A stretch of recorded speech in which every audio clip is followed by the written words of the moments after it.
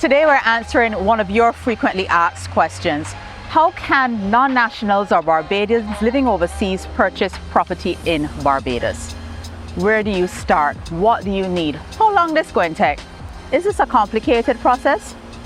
We have all of the answers. I'm meeting with an expert and they're going to take you through the process from eligibility to helping you settle in on your property. The process is simpler than I thought. And that's good, because why wouldn't you want a piece of Barbados? I'm Kelly Johnley and this is Bajan Renovation.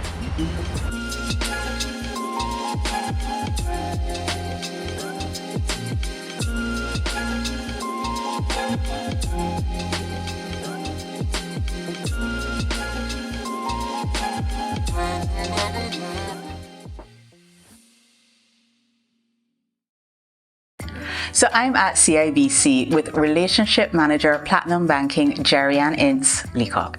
Now, if you're thinking that she looks familiar, she should, because I know by now when I got one of Bajan Renovation magazines. And I know by now you would have gone to page 23. And I know by now you would have read Lessons with a Lender, How to Buy Smart. Well, that is Geri-Ann. So if you're saying that she look a little familiar, it's not your imagination. Geri-Ann is not only a banker here at CIBC, she's also my personal banker. So for those of you who are always saying, Kelly, you seem very calm with this house money thing, that's because my business account is here. And I assure you, the day that she picks up the phone and calls me and say, Kelly, you got a problem here with your account, that'll probably be the last show that y'all see. We wouldn't get much further. But I say that to say we are in very good hands today. And I knew she was the right person for me to bring these questions to. As I said in the intro, many people have been asking about buying property in Barbados, either as a non-national living overseas or as a Barbadian who's been living overseas for years and you want to come back home and you don't know where to start. And guess what? I don't know where to start either, but she does. So I have put all your questions together. I've also asked her to throw in some things that I may have had a blind spot to, and we're answering them today. Geri, I keep hearing people asking, can those of us living overseas as either a Barbadian, you know, we have Barbadian family, we overseas, we've been living there forever, or we're just interested in Barbados because we have taste in locations and we want to live here. Can you get a mortgage in Barbados from another country as either a non-national or a Barbadian living overseas? Kelly, the short answer is yes. Praise be. Because this would have been a short interview.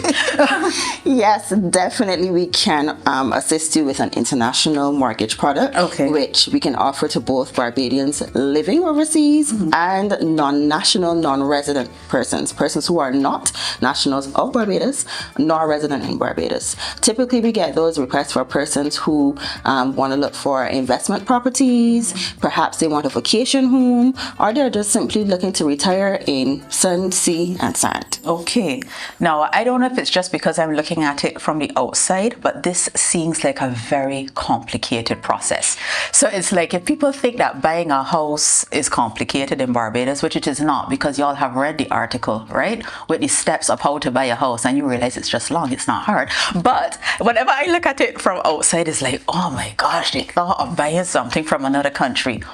Where do we start? So now that we know that we can get a mortgage with CIBC from over in a way to come and buy the house here, what do you require? So the steps are completely the same. The only thing that makes the international mortgage product different from the domestic in most cases are the rates and the currency.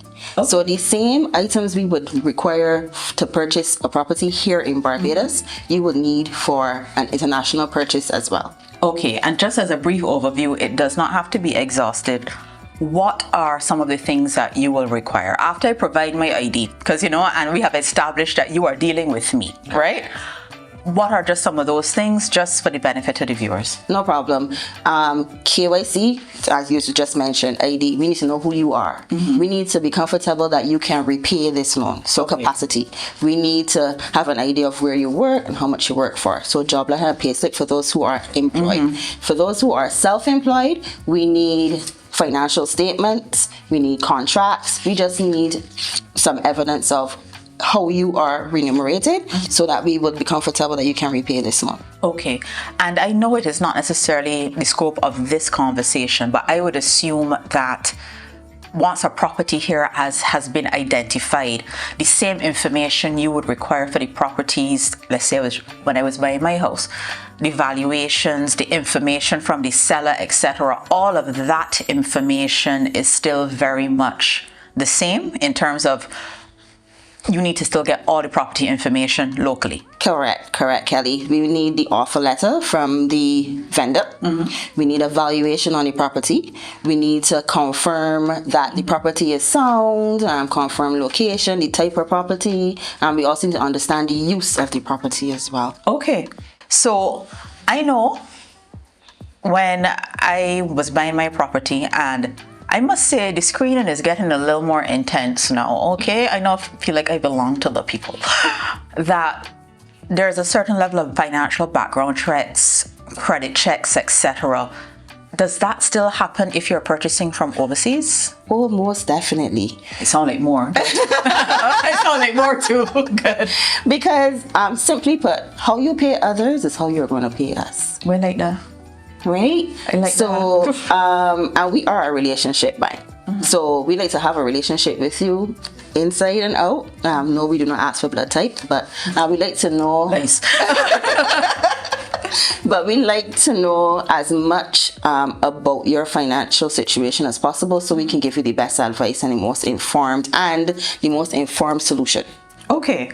This is another question I got. This question is actually pretty close to home because my sister lives overseas, and she very much, even if she's not ready to retire, she very much would like to have a property here. And she's the person who got me thinking about this. She said, okay, Kelly, I don't have a bank account here in Barbados.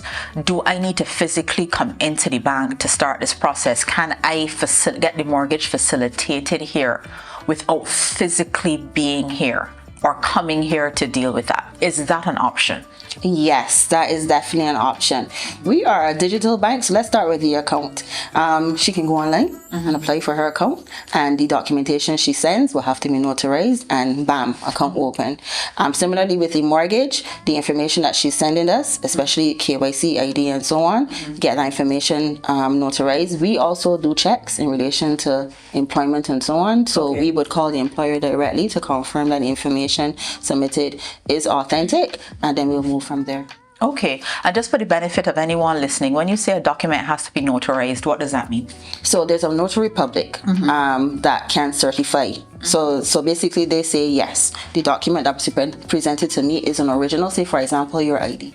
They will say, I have seen the original passport, identification card, driver's license, and I certify that this is who the person is. Kind of like how we would have a JP out here. Correct. So the bank will have relationships in different jurisdictions that can... Not necessarily bank. There are persons who are appointed as notary public. Okay. Similarly in Barbados, they have JPs that are appointed. Understood. So that is who will, I guess you say, verify on behalf of the bank. Correct. Okay.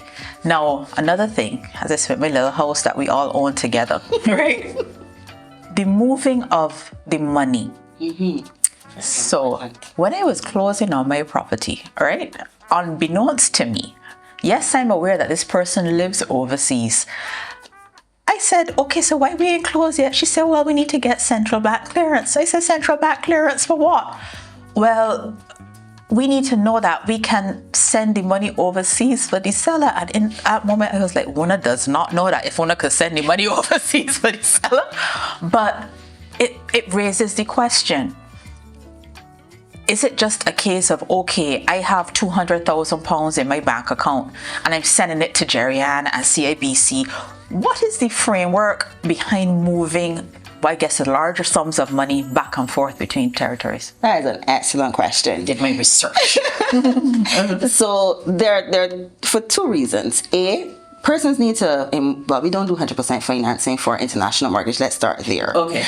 So in most instances, they would have to remit some funds to cover legal costs, deposits, and so on.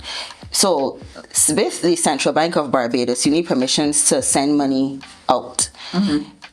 To ensure that you don't have challenges sending it out if you should sell the property in the long term, you have to register them coming in. Oh, that sounds important. Yes. So when you send them in, you register the funds. So the central bank is already aware. Oh yes, that's a big one. These funds were used to assist with the purchase of X. Okay. So then when you decide, okay, Sun-C fund, let me move on, or let me get something bigger, and they want to sell and remit back out in the same currency, they'll say, oh yes, I remember. Yes, Kelly did tell us that she is remitting funds in. So then there should be no challenges. I could see that is a very big thing, particularly if somebody is purchasing in Barbados as an investment property, because I know y'all wouldn't do this because y'all are very mature and, upstanding citizens. But I could tell you that if I was trying to move money in here, all right, sister, you carry this $5,000 and put this on my account, or I can transfer this to you because our accounts are linked, and we piece it together this money locally. But what you are saying is that, look, it is better to go through the correct channels for this, because should you need to be able to extract your investment at any point, you have to be able to establish that this money came from outside. Correct. Remember, you have to also mindful of our foreign reserves. So remember, the central bank, it has a very tight leash on that. So we just can't be willy-nilly selling out 100,000 Canadian and $1 million US and so on. We have to know, okay, legitimately, okay, that came in, we send it back. Okay. Is it correct to assume then that the process for an international mortgage is longer, or it's just that a few of the steps are different? Yes, it could be a tad bit longer because, well, in this digital age, yes and no. Okay. The persons are not physically here. Sometimes it may require us sending documents via courier to where they are so that they could affix signatures. That will take some time versus if the person was physically here, that would be more so instant. But it isn't excessively longer. And I could at least say, at least for mine, I know that had to happen, that documents had to go back and forth, and it was not a delay, for want of a better word, because these things are going like DHL and FedEx. These things are not going by snail mail. And similarly, you have to get documents notarized. But the truth is, I knew that at least my attorney was guiding me and saying, listen, we're going to sign these here and we're going to send them off. And by Friday, they had them back. So it was like, outside of you're paying for the express mail, but truth is, in the greater scope of all the money you are going to spend, you won't care. It's like, it went fairly quickly. I cannot say that I felt his physical absence from the process. It was only when it got to that part at the end when they were like, oh no, we're waiting on central bank clearance. And I was like, what? How is this my problem? When I did not ask me for. I was like, we didn't know this before. Suppose this was like a $50 million property now, and the people said no. But thankfully for my little transaction, it was like Barbados could send the money. So it's like, okay, good. Okay, so we've established that the structure is very similar. What about the rates, the interest rates? Are the interest rates the same locally as they would be if you're an international mortgage, or are they different? Good question. They do differ. Okay. So for domestic mortgages, we are more guided on the local prime rate, whereas for international mortgages, they're tied to the market index of SOFR, which is the secured overnight financing rate. Okay. So how the market behaves internationally would impact the rate of the mortgage. Okay. Now I had to use my whole brain a while ago to formulate this question for you. Now, we would have, as I said, international mortgages can apply to two categories of people. It can apply to a Barbadian, or someone who I guess you could say is a national, a resident, a descendant of. They have Barbadian ties already. They live, let's say, in the UK, and they want to buy a property here. I'll use my sister as an example. She has her Barbados ID. She can come, she can come and go. Then you will have John Brown, who was born in the UK, lived in the UK, ain't got a cousin, sister, friend here, nothing. For people who have Barbadian roots, people who have a Bajan passport, a Bajan granny, a Bajan something, can they then get what I call a mortgage with local terms, even though they do not live here?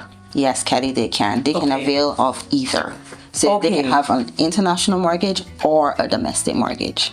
We can, based on the customer profile, we can see which one is more beneficial for them. And I guess that's where the conversation needs to be had, right? Correct. And I guess you will be able to guide and say, listen, based on what I'm seeing here, these are your two options and this is what I recommend. Is that how we go from there? Correct. Because you say, for example, your sister may be living in the UK and she more prefers to have a mortgage in pounds. Okay. Versus Barbados dollar. Of course, the domestic, we can only extend it in Barbados dollars. Correct. But she may be more, based on how the market is behaving at this point in time, she may be more, attracted to having it facilitated that way. Correct. All right. If you feel very empowered. Listen, you have been asking me these questions for a while, and I'm like, why y'all think that I know that? You see me buying anything overseas? Okay. So I think that is a big one. Are there any common pitfalls? I don't know what the blind spots are in this conversation if I'm not asking any questions, but you've facilitated a few of these. What would you say people really need to pay attention to? Have a conversation with the bank first.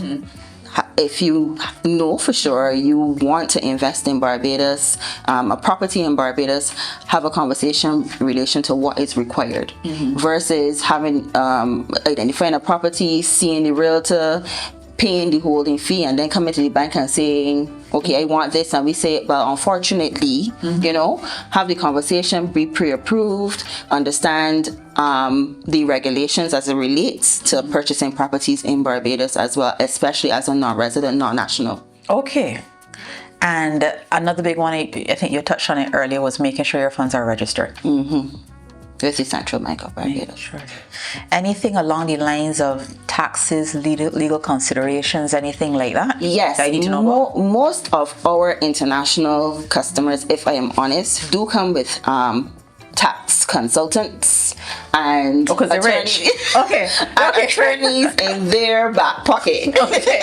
So they already know, yes, they need to know how this purchase impacts them on the back end. Okay, and that's usually, I guess you could say, people who are coming into the market for investment purposes. But someone, I guess, the sister living overseas that wants to bring her money home, she can engage with a local attorney. Oh, definitely. Okay, fine. Yes. Sounds less intimidating, less expensive. Okay.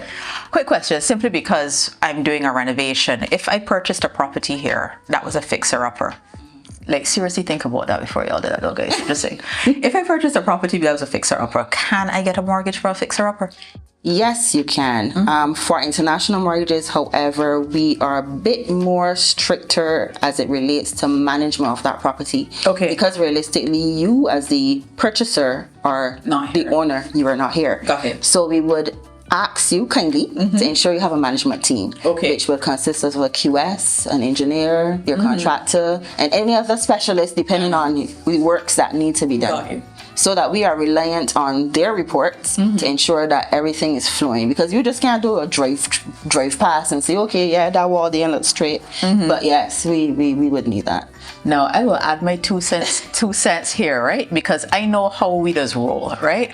We get the money from the bank, and by we, I mean I. So I know some of you all are doing this too. We will get our money from the bank, but we got this body that going to come and paint, and this body that going to come and measure, and this body that going to come and lay the blocks. And we have appointed ourselves the QS, the architect, the designer. We even think that we are town and country planning. That is not going to fly for an international mortgage. Okay, so you are going to have to accept that you are engaging the professional services of these people if you are going this route with a fixer. Okay, you cannot do it yourself.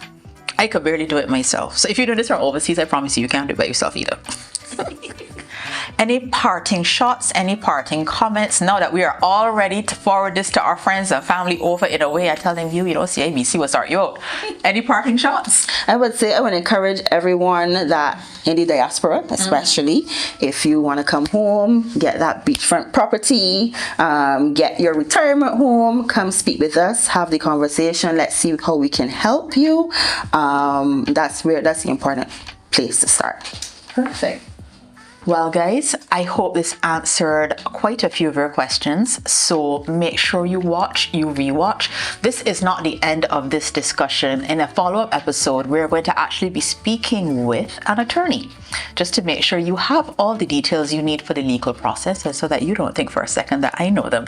We will also be speaking with a realtor just to be able to give you a complete lay of the land in terms of how you can go about purchasing a property either as a non-national or a non-resident Barbadian. Correct. Well, aren't we coming out smart for 2025? I'm Kelly Johnley, and this is Bajan Renovation.